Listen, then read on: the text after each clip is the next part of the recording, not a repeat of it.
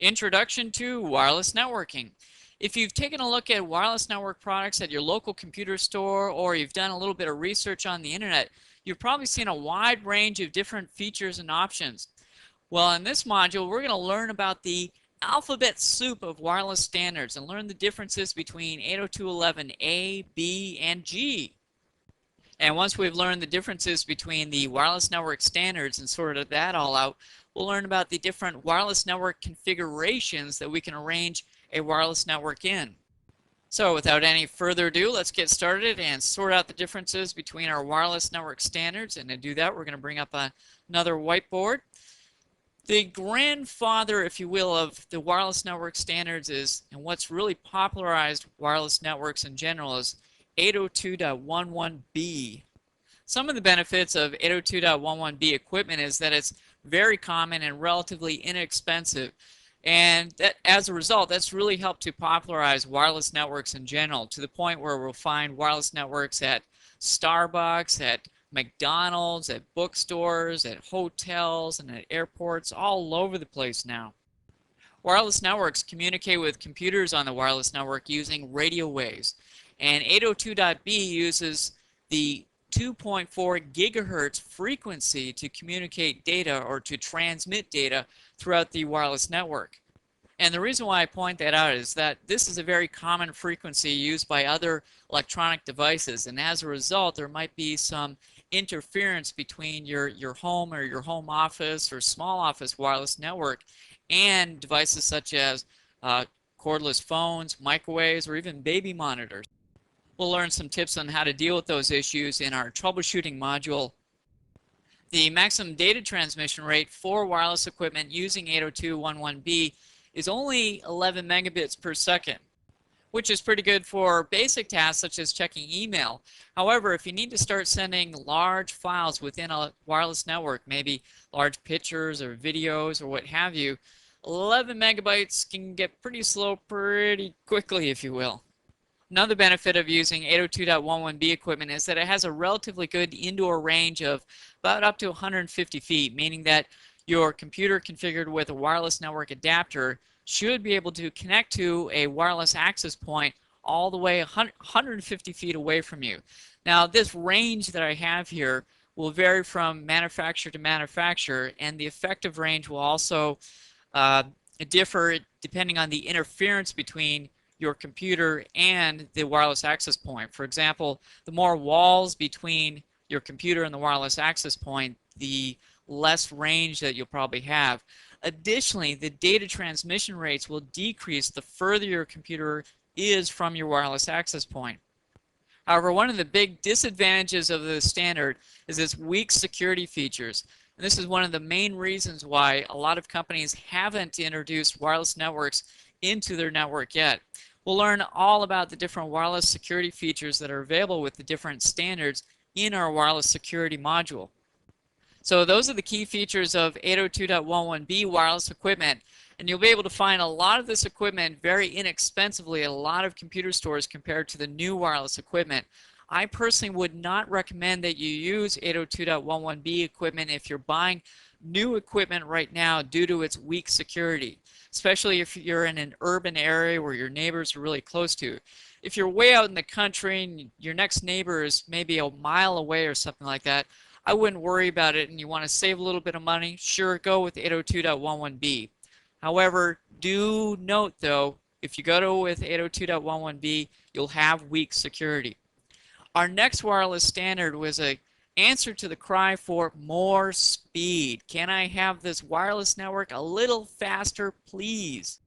802.11a wireless equipment isn't a huge revolutionary change over 802.11b. Really, the equipment itself is very similar to 802.11b equipment. It's not as common. There aren't as many 802.11a wireless network adapters and wireless network access points available at computer stores, and as a result it's a little more expensive. But the big difference between A and B is that, number one, it communicates on a different frequency, 5 gigahertz versus 2.4 gigahertz, so you should have hopefully less interference with other electronic devices such as cordless phones. Also, it communicates at a much faster data transmission rate of 54 megabytes per second versus the 11 megabytes per second with 802.11b. Even though it's faster, there are several disadvantages to using 802.11b wireless equipment. The big disadvantage, number one, is that it's not backward compatible with 802.11b wireless equipment. You cannot mix and match the two.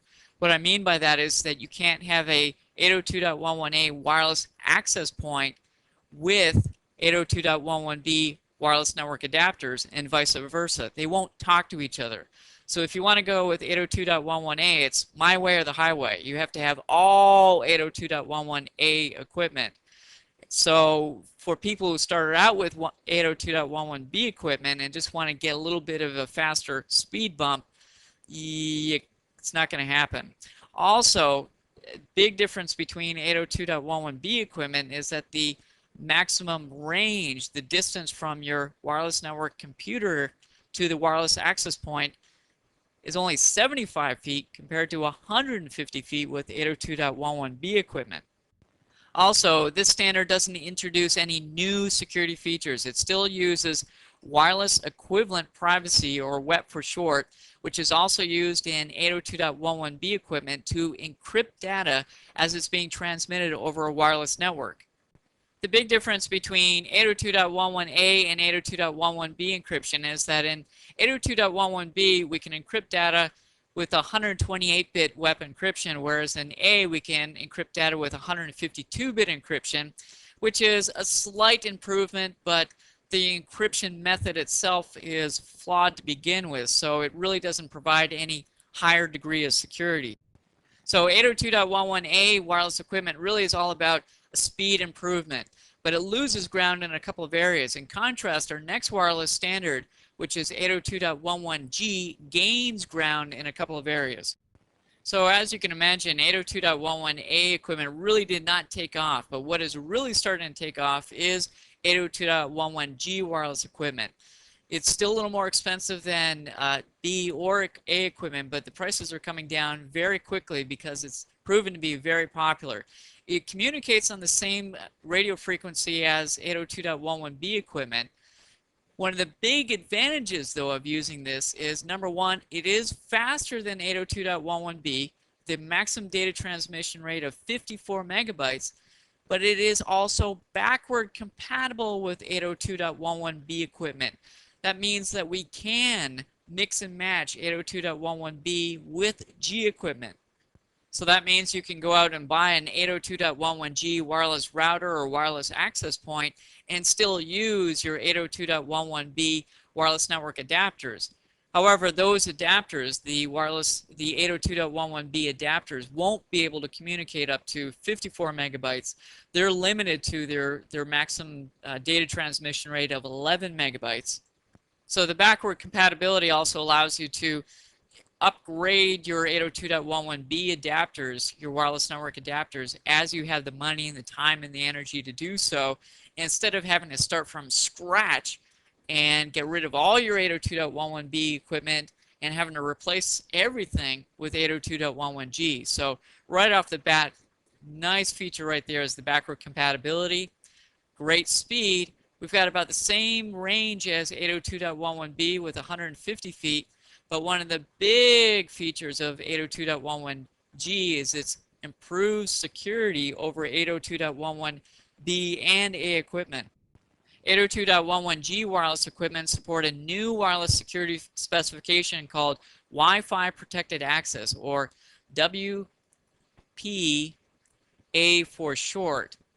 And this is a real big improvement for home users and small home offices or small offices in general.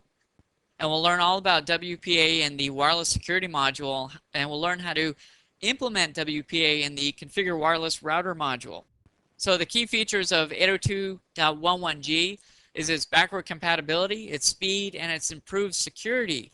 However, one thing to take note of is that wireless equipment using the new 802.11i standard, 802.11i, will be coming out very, very soon. 802.11i will also offer the WEP security feature, but it's also going to offer a new security feature called RSN, which stands for Robust Security Network. And in a nutshell, RSN will offer a very high degree of encryption. It'll really go a long way for protecting wireless networks. So if you're faced with the choice right now of wait for 802.11i or get 802.11g, what would I recommend? Well, if you're a home user, I would recommend just going with 802.11g. If you really want to set up a wireless network and want to take advantage of being wireless and being able to check your email from your bed or your kitchen or wherever, 802.11g with WPA provides very good security. For large businesses, though, if you haven't gone to wireless yet, I would recommend waiting for 802.11i if you can. So that completes our section of wireless network standards. Now let's take a look at the different wireless network configurations that we can use. We can configure a wireless network either in infrastructure mode or ad hoc mode. Ad hoc mode is also referred to as peer-to-peer mode. And in this mode, we simply have two computers, each equipped with a wireless network adapter that just connect to each other. And you would have to configure the wireless adapter on each computer in ad hoc mode. So this allows for quick file sharing between the two computers. But that is all ad hoc mode provides for. It's not going to allow you to get connected to the wireless network at your local Starbucks or something like that, and then in turn get connected to the internet. It just allows for a peer-to-peer connection. However, the most common wireless network configuration is infrastructure mode. Let's bring up another whiteboard and take a look at what's involved with infrastructure mode. In infrastructure mode, the computers will connect to a wireless access point or wireless router in order to connect to a network.